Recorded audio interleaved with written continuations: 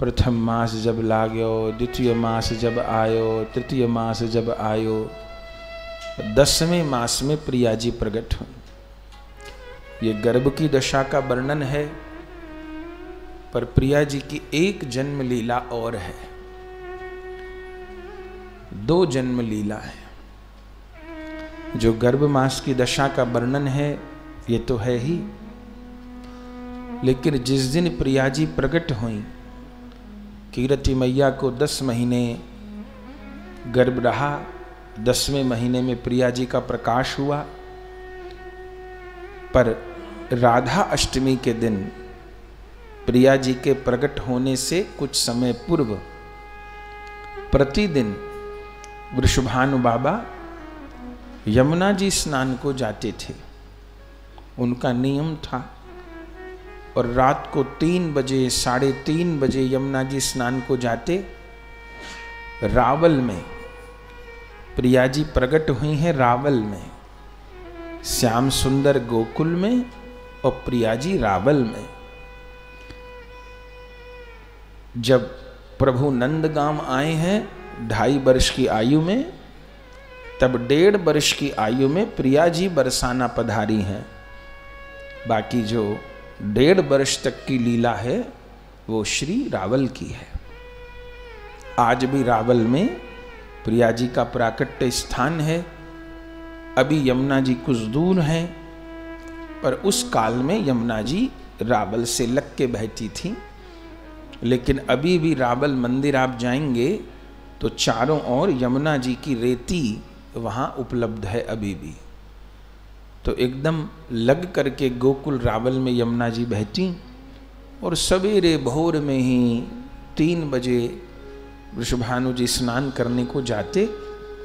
तो उस दिन भी, जिस दिन प्रिया जी प्रकट हुई हैं, मध्याह्न में 2 काल प्रिया जी के प्रकट होने के हैं। एक तो भोर में ब्रह्म मुहूर्त में प्रकट हुई हैं, और एक मध्याह्न में प्रकट हुई हैं। इसलिए ब्रज में भी 2 समय अभिषेक होता है। आप बरसाना जाएंगे तो अभिषेक होगा सवेरे 4 बजे। 2 बजे से समाजगान, जो कलपद गाए गर्भ का, वो प्रारंभ हो जाएगा। और 3:45-4 बजे घंटा बजने लगता है, अभिषेक होने लगता है। बरसाने में अभिषेक 4 बजे होता है सवेरे, पर वृंदावन में सवेरे 4 बजे नहीं होता। वृंदावन के मंदिरों में मध्याह्न में अभिषेक होता है, 11 बजे, 11:30 बजे, 12 बजे। क्योंकि प्रिया जी 2 स्थान पर आविर्भूत हुई हैं। जो यमुना जी के बीच में कमल से प्रकट हुई हैं वो भोर में प्रकट हुई हैं, और जो कीरति मैया में प्रकट हुई हैं वो मध्याह्न में प्रकट हुई। तो वृषभानु बाबा 3:30 बजे यमुना जी स्नान को पहुंचे। उनको तो खबर नहीं कि आज प्रिया जी प्रकट होंगी। और जैसे यमुना जी में पहुंचे हैं तो क्या देख रहे हैं, ये राधा अष्टमी की भोर की बात है। क्या देख रहे हैं कि यमुना जी में प्रकाश छाया है, और यमुना जी के बीचों बीच एक सोने का कमल खिला हुआ है, और उस सोने के कमल पर एक अंगुष्ठ आकार की कन्या किलकारी भर रही है। जय हो। और जैसे वृषभानु जी ने देखा तो मन में सोच रहे हैं, क्या सोने के भी कमल होते हैं? कहीं सोने के कमल थोड़ी हों। पर देख रहे एक छोटी सी लाली किलकारी भर रही है। तब वहीं तट पर हाथ जोड़ करके खड़े हो गए, हे देवी आप कौन हो? यदि आपने दर्शन दियो है तो अपने स्वरूप को परिचय प्रदान करो।